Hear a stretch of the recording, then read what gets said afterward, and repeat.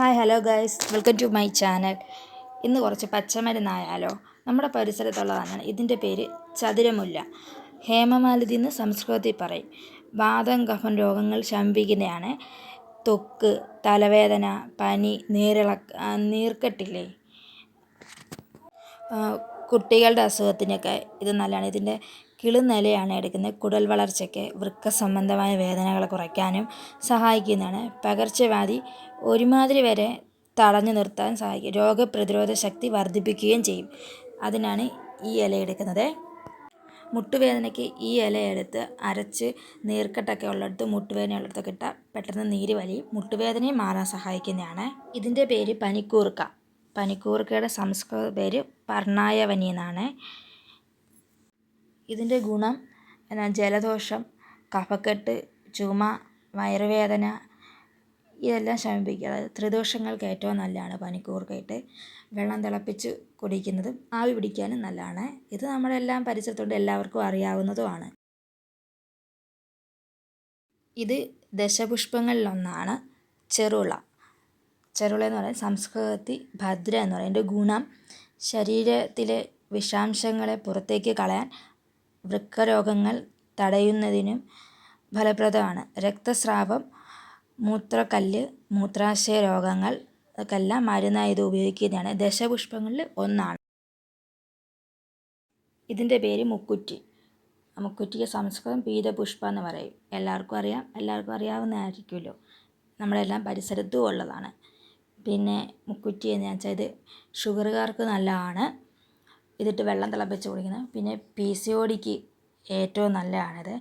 വാതം, പിത്തം, കഫം, അതായത് ത്രിദോഷങ്ങൾക്ക് ഏറ്റവും നല്ല മരുന്നായത് കേട്ടോ.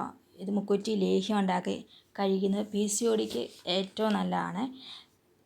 ഇതിൻ്റെ പേര് എരിക്ക്. എരിക്കിന് സംസ്കൃതത്തിൽ എരിക്ക് എന്ന് പറയും. ഇതിൻ്റെ ഗുണം എന്താണെന്ന് വെച്ചാൽ പ്രമേഹം, വാതം, പാമ്പ് കടി, നാഡീവാതം പോലുള്ള അസുഖങ്ങൾക്ക് എടുക്കുന്നതാണ്. ചെറിയ പൊള്ളൽ ഇതിനൊക്കെ എടുക്കുന്ന എരിക്ക്. മുറിവുകൾക്ക്, അലർജി, വാതം തുടങ്ങിയതിന് ഇത് ഇലകൾ മറ്റു ഭാഗങ്ങളും ഉപയോഗിക്കാൻ.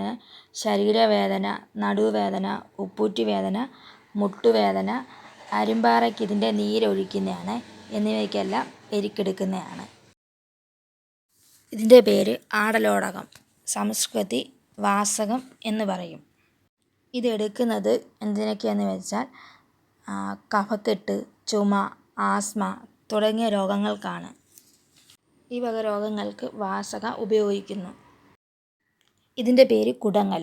കുടങ്ങലിന് സംസ്കൃത നാമം വരുന്നത് മണ്ഡുകപർണി എന്നാണ്. ഇതിൻ്റെ ഗുണം ഓർമ്മശക്തി വർദ്ധിപ്പിക്കാനും, കുടൽ രോഗം, ചർമ്മത്തിൻ്റെ രോഗങ്ങൾ ഇതൊക്കെ ശമിപ്പിക്കുന്നു.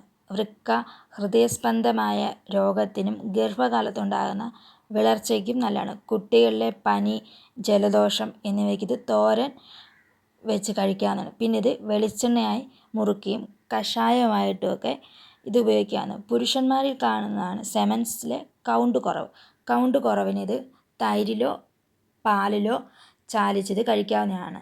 കൗണ്ട് നോർമലാകും. ഇതിൻ്റെ പേര് ഗന്ധരാജൻ എന്ന് പറയും. ഇതിന് സംസ്കൃത നാമം നാഡീഹിംഗു എന്നാണ്. ഇതിൻ്റെ ഗുണം രോഗപ്രതിരോധ ശേഷി മെച്ചപ്പെടുത്തുന്നു. മറ്റൊരു പേരും കൂടി ഉണ്ട് ഇതിന്, സുഗന്ധരാജൻ എന്നുകൂടി ഒരു പേരുണ്ട്. ഇതിൻ്റെ പേര് നിത്യകല്യാണി എന്ന് പറയും. നിത്യകല്യാണിയുടെ സംസ്കൃത നാമം സദാപുഷ്ടി എന്ന് പറയും.